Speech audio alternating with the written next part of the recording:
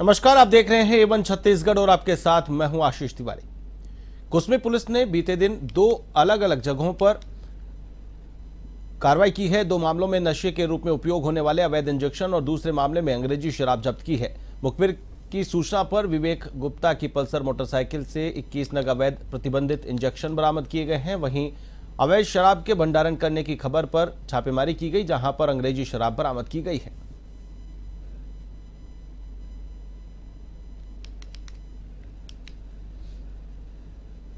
इस तरह की जो सूचना हमें लगातार मिल रही थी, जिस पर जिले में जिला पुलिस अधीक्षक वरिष्ठ पुलिस अधीक्षक डॉक्टर लाल उमेद सिंह के द्वारा इस संबंध में प्रभावी कार्रवाई हो, उन्होंने दिशा निर्देश दिया था कि अपने अपने थाना क्षेत्र में नशीली दवाएं, अवैध मादक पदार्थ, अवैध शराब और अन्य अवैध तस्करी पे पूरी तरह से अंकुश लगे, पुलिस की प्रभावी कार्रवाई दिखे। भीषण गर्मी में जल संकट एक आम समस्या होती है। ऐसे में मनुष्य तो किसी तरह अपने पानी की व्यवस्था कर ही लेता है, लेकिन बेजुबान जीव जंतु भारी संकट में फंस जाते हैं। इस बात की चिंता धमतरी के nature and wild life of Dhamtari नाम के संगठन ने की है। इस संगठन ने ज्यादातर युवाओं को जोड़ रखा है, जो बीते 9 साल से पक्षियों के लिए पानी और दाने की व्यवस्था की कोशिश में जुटे हुए हैं।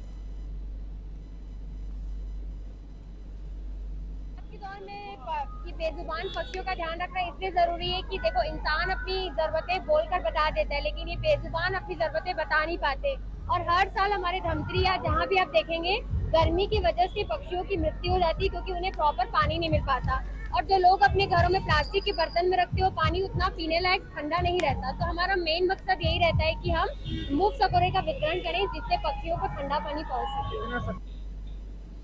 हाईकोर्ट ने स्कूल, कॉलेज, धार्मिक स्थलों समेत खेल मैदान और अस्पताल के आसपास संचालित शराब की दुकान के मामले पर स्वतः संज्ञान लिया है। मामले में जनहित याचिका के रूप में स्वीकार करते हुए हाईकोर्ट ने राज्य शासन और जिला प्रशासन को नोटिस जारी किया है।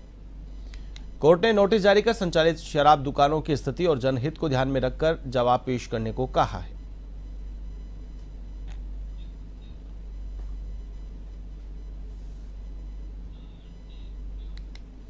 रामनवमी के पावन पर्व पर हर वर्ष की भांति इस वर्ष भी सदर बाजार स्थित वेंकटेश मंदिर में प्रभु श्री राम के जन्मोत्सव पर भव्य शोभा यात्रा निकाली गई।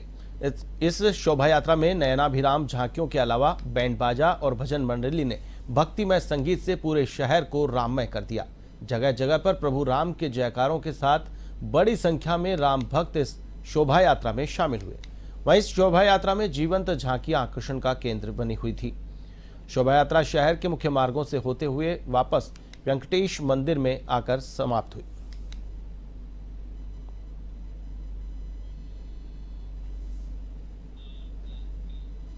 मस्तूरी क्षेत्र के अंतर्गत भदौरा इलाके में फूड पॉइजनिंग के मामले में एक बच्ची की उपचार के दौरान मौत हो गई। दरअसल भदौरा गांव में एक शादी समारोह का कार्यक्रम था। शादी समारोह के दूसरे दिन कुछ बच्चों की तबीयत अचानक बिगड़ गई। तबीयत बिगड़ते देख बच्चों को उपचार के लिए मस्तूरी स्वास्थ्य केंद्र ले जाया गया, जहां पर प्राथमिक उपचार के बाद इनकी हालत में सुधार होने पर सभी बच्चों को छुट्टी दे दी गई। लेकिन देर रात फिर से इन बच्चों की तबीयत बिगड़ने लगी, जिसके बाद सभी बच्चों को बिलासपुर सिम्स भर्ती कराया गया, जहां उपचार के दौरान एक बच्ची की मौत हो गई। वहीं जानकारी के अनुसार अभी सिम्स में अन्य बच्चों का इलाज चल रहा है।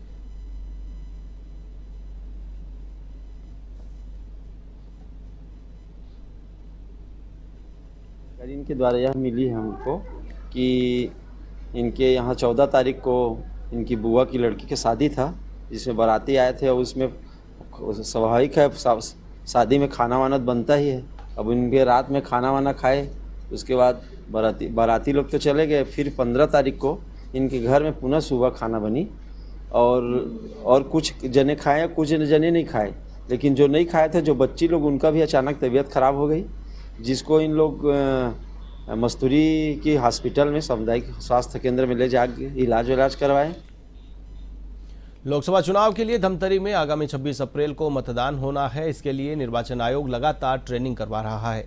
साथ ही मतदान दल में शामिल सभी सरकारी कर्मचारियों को ट्रेनिंग में शामिल होना अनिवार्य रखा गया है। फिर भी कर्मचारी इस तरह से जरूरी ट्रेनिंग प्रोग्राम की अनदेखी कर रहे हैं। निर्वाचन आयोग ऐसे लापरवाह कर्मचारियों पर सख्त रवैया अपना रहा है, धमतरी में ट्रेनिंग में नहीं आने वाले 15 कर्मचारियों को कारण बताओ नोटिस जारी किया गया है। नोटिस का जवाब नहीं देने वालों पर आने वाले समय में और भी सख्त कार्रवाई की चेतावनी दी गई है। तो ट्रेनिंग चल रहा है, इसमें जो लोग बिना कोई वैलिड रीजन या जिनका ड्यूटी पोलिंग पार्टी से हटाया नहीं गया है और फिर भी वो नहीं आ रहे हैं, उनके लिए अभी नोटिस जारी किया जा रहा है। और आज जैसे सेकेंड डे ऑफ ट्रेनिंग है तो उनको मौका भी दिया गया है कि आके ट्रेनिंग अटेंड करने। इसके बाद भी वो ट्रेनिंग अटेंड करने नहीं आते हैं या ट्रेनिंग किसी भी हाल में नहीं लेते हैं तो इनको नोटिस जारी किया जाएगा और थर्ड ट्रेनिंग तक इनको मौका दिया जाएगा कि आके अपना ट्रेनिंग अटेंड करके पोलिंग के लिए तैयार हो जाए। निर्वाचन 2024 में 100% मतदान के लिए मतदाताओं को जागरूक करने के लिए कलेक्टर के.एल. चौहान के मार्गदर्शन में मतदाता जागरूकता कार्यक्रम निरंतर जारी है। इसी कड़ी में बलौदा बाजार के गार्डन चौक में स्वीप संध्या व स्वीप मेला का आयोजन किया गया। स्कूली कार्यक्रम में स्कूली और महाविद्यालय के विद्यार्थियों ने गीत, संगीत, नृत्य, नुक्कड़ नाटक के माध्यम से मतदान का संदेश दिया। साथ ही कलेक्टर ने छत्तीसगढ़ भाषा में शपथ दिलाई।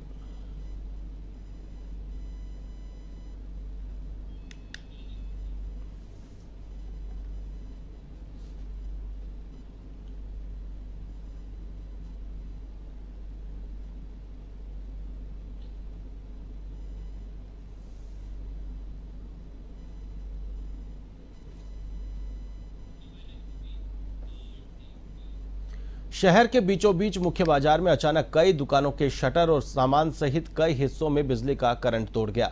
गनीमत रही कि समय रहते इसे ठीक कर लिया गया। आपको बता दें कि सदर बाजार करोना चौक स्थित दुकानों में अचानक से बिजली का करंट दौड़ने लगा। यह पता तब चला जब चश्मा दुकान का कर्मचारी रात 10 बजे दुकान बंद करने के लिए शटर को नीचे खींच रहा था। तभी अचानक उसको तेज बिजली का करंट महसूस हुआ।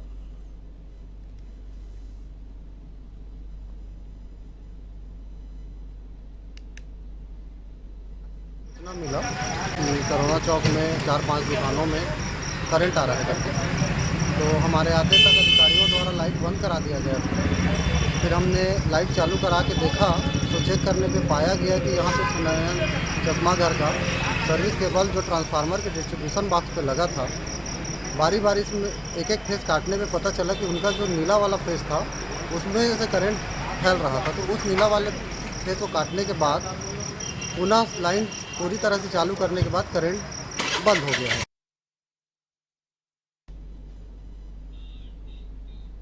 मस्तूरी क्षेत्र में चौक से कॉलेज के पास सरकारी जमीन को कब्जा कर घर बनाया जा रहा है। इसकी सूचना पर सुमंत निषाद ने कलेक्टर और तहसील में शिकायत की। शिकायत के बाद बुधवारी बाई ने आवेश में आकर धमकी दी। शिकायत करने वाले ने इस घटना की जानकारी पुलिस को दी और दोषियों पर उचित कार्रवाई की मांग की।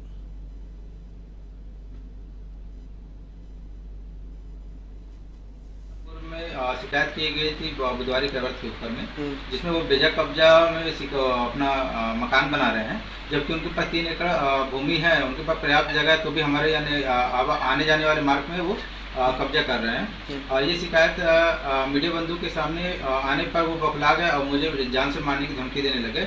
इसका भी वीडियो मैंने आप लोग के समक्ष मतलब पेश कर चुका हूँ।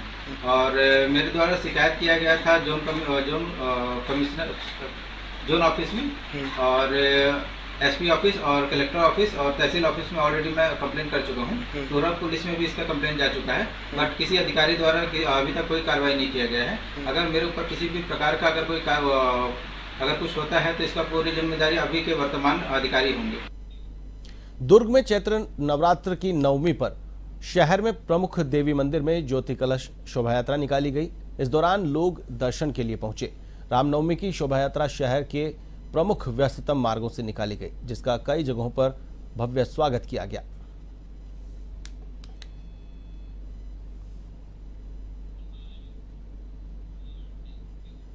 Collector KL. चौहान व एसपी सदानंद कुमार के कुशल नेतृत्व में लोकसभा मतदान को लेकर लोगों में जबरदस्त उत्साह देखने को मिल रहा है। वहीं बलौदा बाजार के इतिहास में पहली बार मतदाता जागरूकता के तहत कलेक्टर ने एसपी के मार्गदर्शन में जिला मुख्यालय बलौदा बाजार में 21,000 दीप प्रज्वलित कर लोगों को मतदान के लिए प्रेरित करते हुए नजर आए। जिला कलेक्टर, एसपी सहित तमाम अधिकारी, कर्मचारी और मीडिया कर्मियों ने पहल की है।